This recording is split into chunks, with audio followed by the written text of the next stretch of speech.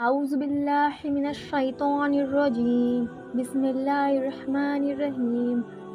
یا اللہ ہمیں حضرت عائشہ کی زندگی سے سیکھنے اور عمل کرنے کی توفیق عطا فرما، آمین۔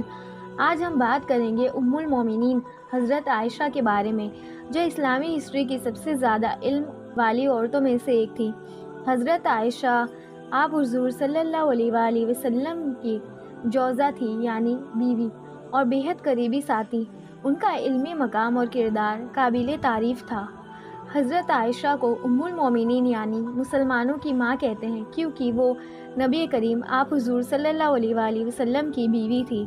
حضرت عائشہ کے والد حضرت ابو بکر الصدیق تھے، اور جو اسلام کے پہلے خلیفہ بھی تھے اور پیغمبر صاحب کے بہت قریبی تھے۔ حضرت عائشہ کی شادی کے وقت 6 سال کی عمر تھی۔ اس سمے یہ ایک منگنی تھی۔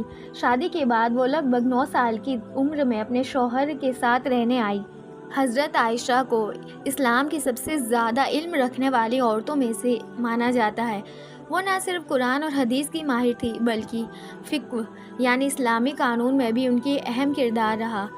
بہت سی حدیثوں کی روایت حضرت عائشہ نے کی۔ کہتے ہیں لگ بھگ 2210 حدیثوں کی روایت حضرت عائشہ نے کی، جو اسلامی تعلیمات کو سمجھنے میں اہم ہے۔ حضرت عائشہ اور نبی کریم کے بیچ گہری محبت اور اخلاص تھا۔ نبی کریم نے فرمایا، اس دنیا میں مجھے سب سے زیادہ محبت عائشہ سے ہے۔ حضرت عائشہ کا گھرانہ نبی کریم کا پسندیدہ گھرانہ تھا۔ ان کی محبت اور قربت نبی کریم کے آخری وقت تک رہی۔ حضرت عائشہ نے اسلامی قانون اور عورتوں کے حق کو سمجھنے اور بڑھانے میں اہم کردار ادا کیا۔ انہوں نے اسلام میں عورتوں کے لیے تعلیم، وراثت، حجاب جیسے مدعوں پر اہم باتوں کو سمجھایا۔ حضرت عائشہ کا کہنا تھا کہ علم عورتوں کے لیے اتنا ہی ضروری ہے جتنا مردوں کے لیے۔ حضرت عائشہ نے جنگ جمل میں حصہ لیا، جو اسلام کے شروعاتی دور کی اہم لڑائی تھی۔